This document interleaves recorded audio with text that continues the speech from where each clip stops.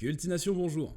L'origine de l'univers, le sens de la vie ou la nature humaine constituent des interrogations pour certains et peuvent mener à une soif de connaissances comme celle de Victor Frankenstein dans le roman Frankenstein de Mary Shelley. Suivant la sensibilité de chacun, la société peut représenter un assez grand mystère et la perspective que l'on en a dépend de l'angle sous lequel on l'observe. Nous allons aujourd'hui essayer de découvrir ensemble ce mystère. Comme d'habitude, les sources sont disponibles dans la barre de description. Contextualisation. Comme vous le savez certainement, une société est régie de règles. Dans le cas contraire, ce serait l'anarchie totale. Les structures et les systèmes sur lesquels se fonde notre façon de vivre et de nous organiser en tant que société peuvent être en quelque sorte définis comme composant une matrice. Cette sorte de matrice peut être influencée par des institutions, des courants de pensée, des religions, l'histoire, etc. Prenons l'exemple des druides. Les druides étaient une classe de prêtres et de philosophes dans les sociétés celtiques anciennes qui ont laissé peu de traces de leur existence. Ce que l'on sait par contre, c'est que comme beaucoup d'autres cultures et peuples anciens et qui ont marqué l'histoire, les druides ont un tant soit peu aussi influencé les fondements de notre société. Par exemple, certaines croyances et pratiques des druides, comme le respect de la nature et de l'environnement, peuvent avoir été intégrées à certaines philosophies modernes qui correspondent à l'écologie et le développement durable. Aussi, certaines traditions celtiques qui ont survécu jusqu'à aujourd'hui, comme la fête de Samhain, Halloween, pourraient avoir des racines dans des croyances et les pratiques des druides. Nous pourrons aussi prendre l'exemple du Vatican. Le Vatican, comme vous le savez, est une organisation religieuse qui rassemble ce qui représente les règles et les lois spirituelles et morales pour les plus d'1 milliard de catholiques présents dans le monde entier. Parmi ces catholiques, nous avons des dirigeants et les décideurs politiques. De ce fait, le Vatican a aussi un minimum d'influence sur les lois et les politiques publiques, en particulier sur les questions liées à la morale et à l'éthique, comme l'avortement, l'euthanasie et autres. Dans des débats culturels et sociaux portant sur des sujets controversés, le Vatican et plus généralement la religion constituent bien souvent un argument de poids. Ce qu'on vous propose dans cette vidéo est de prendre un exemple encore plus palpable et de le détailler un peu plus en profondeur. En effet, nous allons alors prendre comme support pour notre réflexion une œuvre. Le terme Matrix n'est certainement pas sans rappeler pour les plus cinéphiles d'entre vous une célèbre saga qui a refait parler d'elle il y a environ un an. C'est quoi Matrix ? Matrix est une franchise de films, jeux vidéo et romans créée par Lama et Lily Wachowski. La saga se compose de 4 films Matrix en 1999, Matrix Reloaded en 2003, Matrix Revolution en 2003 et finalement Matrix Resurrection en 2021. Dans l'univers de Matrix, les machines ont pris le contrôle de l'humanité et l'ont asservi.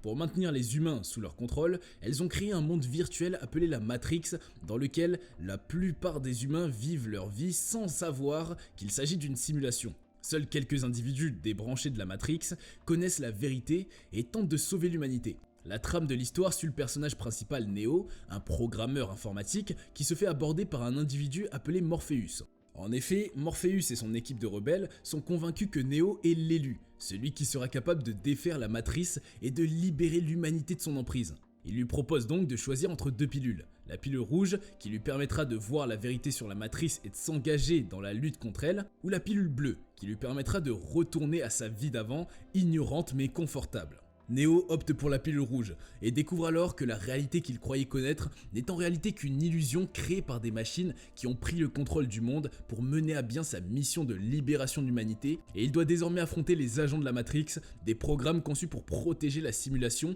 et éliminer ceux qui la mettent en danger. La révolution Matrix.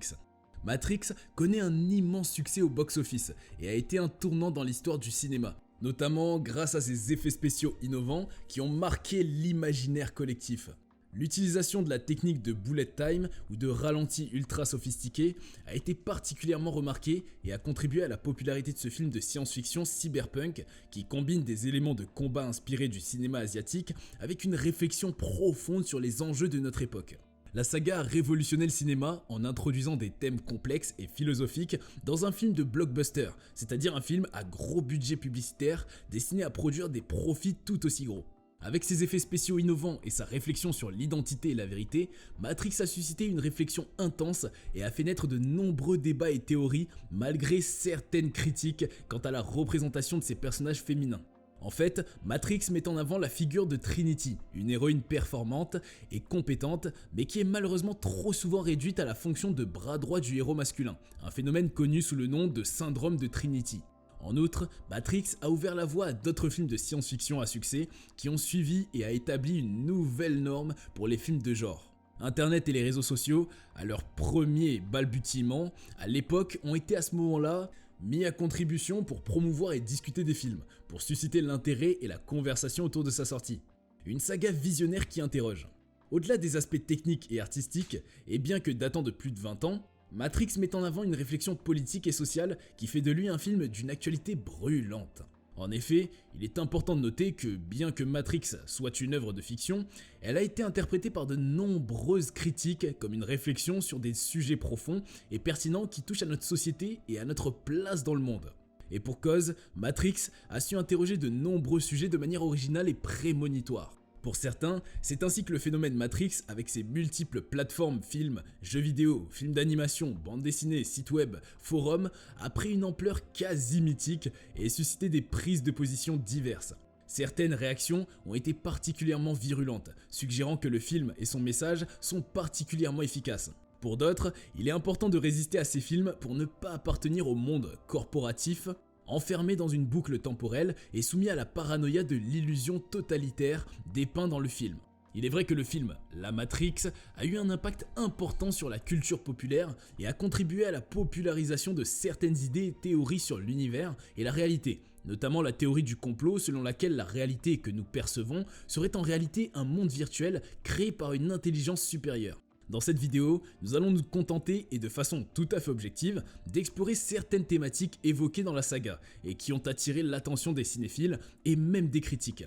En effet, le film aborde des thèmes tels que la question de la liberté individuelle, l'oppression des régimes totalitaires, l'aliénation capitaliste, la crise écologique, la transidentité, ainsi que la quête de sens de l'individu face à un système qui nous maintient en état de sommeil et d'aliénation. Nous allons aborder quelques thématiques mises en avant par le film. Commençons par les médias sociaux. La quatrième partie de la saga Matrix Resurrection explore la manière dont les plateformes de médias sociaux peuvent exercer un contrôle sur les individus et influencer leur comportement grâce à leur algorithme, ce qui peut mener à une forme d'asservissement. Le film suggère également que ces plateformes peuvent être considérées comme une nouvelle forme de la matrice, une simulation créée pour contrôler et manipuler les individus. Bien que la thématique de l'asservissement aux médias sociaux ait déjà été abordée, ce film offre une réflexion sur les effets délétères que cela peut avoir sur l'individu et sur la société dans son ensemble.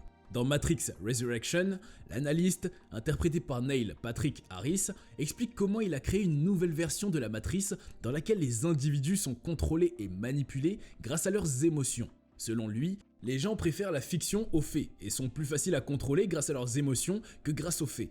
Une forme de fiction à laquelle nous avons tous été confrontés au moins une fois dans notre vie et que nous aspirons à ce que nous n'avons pas et avons peur de perdre ce que nous avons. Cela constitue la réalité pour la plupart des gens. L'analyste affirme que c'est grâce à ces émotions que la matrice fonctionne si bien et permet d'atteindre des records de productivité. Par conséquent, il est possible de contrôler et manipuler les émotions des individus en ligne afin de générer de l'engagement, qui est ensuite monétisé à travers la publicité. Cela peut se faire en proposant des contenus qui exploitent les angoisses des individus, en présentant une vie de luxe fictive sur les réseaux sociaux ou en encourageant les comportements indignés sur les plateformes de médias sociaux. Cette stratégie peut être efficace, car comme le montre un article scientifique de l'université de Cambridge, les messages politiques négatifs ont tendance à générer un taux d'engagement élevé sur les réseaux sociaux. L'analyste a aussi expliqué qu'il préfère envoyer une forme de folie meurtrière chez les individus connectés à la matrice pour attaquer les intrus, plutôt que d'utiliser les agents censés réguler la matrice. Cela rappelle les effets de meute qui peuvent être observés sur les réseaux sociaux lorsque des individus se mettent à harceler ou à menacer quelqu'un sur la base de tweets sortis de leur contexte.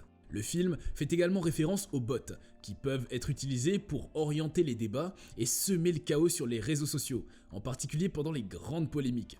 Selon une étude de chercheurs de l'université de Carnegie Mellon, environ la moitié des tweets écrits sur le sujet de la récente épidémie de 2020 seraient générés par des bots dans le but de désinformer les gens. L'esprit humain. Le film aborde la question de l'aliénation et de la manipulation de l'esprit humain. Dans Matrix, les humains sont maintenus dans un état de sommeil et de dépendance à la matrice, qui leur offre une réalité factice et leur dissimule la vérité sur le monde qui les entoure. Cela rappelle les théories de philosophes comme Platon et Baudrillard sur l'aliénation et l'incapacité de l'homme à percevoir la réalité. Mais nous allons y revenir.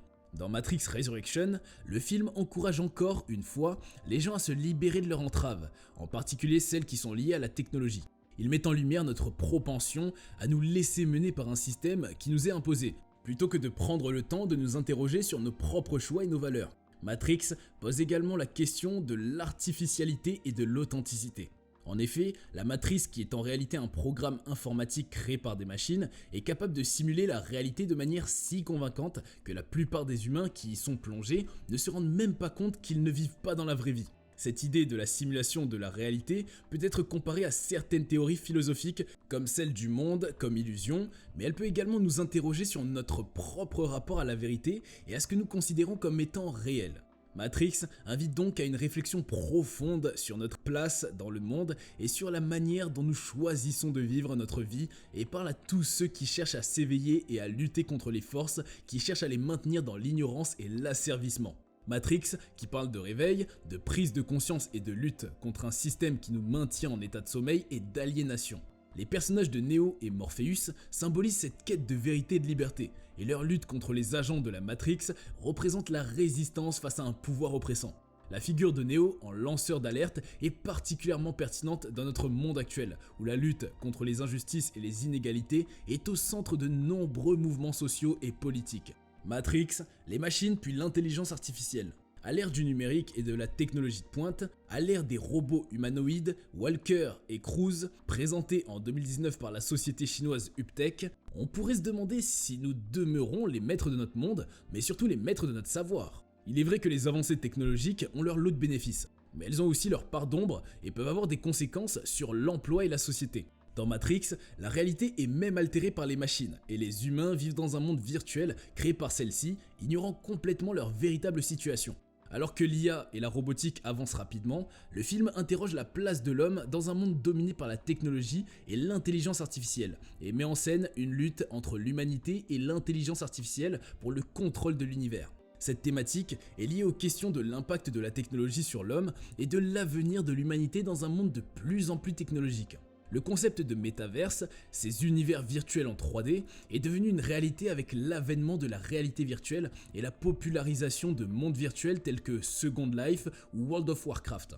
La question de l'aliénation capitaliste et de l'impact de l'entreprise digitale sur l'humanité est également devenue de plus en plus prégnante avec l'avènement de la transformation numérique et de l'automatisation de nombreux emplois. Cela peut être une métaphore de la façon dont nous pouvons être influencés par les médias et les technologies et nous éloigner de la réalité. En fin de compte, Matrix met en lumière les enjeux liés à la liberté et au libre arbitre et interroge notre rapport au monde qui nous entoure et à notre place dans celui-ci. Le libre arbitre. Vu tout ce qui a été dit précédemment, il est plus que logique que nous abordons le sujet du libre arbitre. Morpheus incarne la lutte pour la liberté individuelle et appelle à la responsabilité collective pour changer le monde et libérer l'humanité de la domination de l'intelligence artificielle. À quel point sommes-nous maîtres et maîtresses de nos décisions et de notre destin? Combien de facteurs extérieurs interviennent dans notre processus de prise de décision? Une scène illustrative et très marquante est celle de l'oracle prédit à Neo qu'il va bientôt casser un vase. Elle lui demande un peu plus tard « Ce pot aurait-il été brisé si je ne t'avais pas dit que tu le briserais ?» Cela s'appelle un mindfuck. Des mindfucks, il y en a d'ailleurs 10 000 dans cette trilogie qui continue à fasciner 20 ans après sa sortie, car cette thématique est liée aux questions de liberté et de responsabilité qui sont au cœur de notre société et qui sont souvent au centre des débats politiques et sociaux. Matrix et les philosophes. Matrix traite de nombreuses thématiques philosophiques complexes, allant de la dualité de la réalité à la liberté de choix, en passant par la perception de la réalité. Il rend presque la philosophie accessible et divertissante pour les novices. Mais tout d'abord, savez-vous que Matrix puise son inspiration dans l'allégorie de la caverne de Platon ? La principale ressource philosophique invoquée dans Matrix est l'allégorie de la caverne de Platon, et présentée dans la République, livre 7. Socrate y présente un monde dans lequel il existe deux niveaux de réalité, ou plutôt deux ordres ontologiques. Le monde sensible, celui que nous voyons, et le monde intelligible, que seul le philosophe peut connaître. Matrix reprend à son compte cette différenciation, la matrice et l'illusion. Ce programme informatique joue ainsi le rôle de la caverne chez Platon. Il est intéressant de noter que la matrice a également des échos de la philosophie de Descartes, notamment avec sa célèbre phrase « Je pense, donc je suis ». Dans Matrix, l'esprit et le corps sont séparés. Le corps est enfermé dans la matrice, tandis que l'esprit est enfermé dans un pod, dans le monde réel. Cette séparation de l'esprit et du corps rappelle la dualité cartésienne de l'esprit et de la matière. En outre, le film met en avant la thématique de la liberté et de la responsabilité individuelle, avec l'idée que chaque individu a le choix de rester dans la matrice ou de s'en échapper. Cela rappelle la notion de liberté de choix chez les philosophes libéraux, comme John Locke ou John Stuart Mill. Enfin, Matrix aborde également la question de la vérité et de la perception de la réalité, avec l'idée que la matrice est une illusion qui peut être perçue comme la réalité. Cela rappelle la philosophie de Kant et sa théorie de l'a priori, selon laquelle notre perception de la réalité est influencée par nos présupposés et nos structures mentales. Comment sortir de la matrice? Et surtout, de quelle matrice s'agit-il? Il est indéniable que Matrix a été un précurseur dans sa façon de mettre en avant les dangers de la technologie et de l'intelligence artificielle. Comme nous avons pu le voir durant cette vidéo, le film pose de nombreuses questions sur notre rapport à ces outils et sur le pouvoir qu'ils ont sur nous. Il nous rappelle également l'importance de notre libre arbitre et de notre capacité à penser par nous-mêmes, sans être totalement contrôlés par le système. Sa thématique reste actuelle, en particulier en ce qui concerne l'influence des nouvelles technologies sur notre comportement et notre façon de penser. The Social Dilemma et The Great Hack sont deux documentaires qui mettent en lumière les dérives de l'industrie technologique et son obsession pour la captation de l'attention des utilisateurs qui peuvent mener à l'effondrement de nos sociétés actuelles et représenter un danger pour notre vie privée et notre liberté. Il nous faut prendre conscience de l'influence des designs persuasifs, des fonctionnalités addictives et des systèmes publicitaires de suggestion sur nos systèmes de pensée et de sortir de notre bulle digitale pour pouvoir avoir une vision plus objective de notre monde. Ces deux œuvres nous rappellent l'importance de rester vigilant et de ne pas abandonner notre esprit critique face aux avancées technologiques. Il est aussi important de reconnaître que les réseaux sociaux ont un impact sur notre façon de vivre ensemble. Ils ont éloigné les personnes et ont affaibli la façon dont nous vivons ensemble, en particulier depuis l'apparition des fausses nouvelles.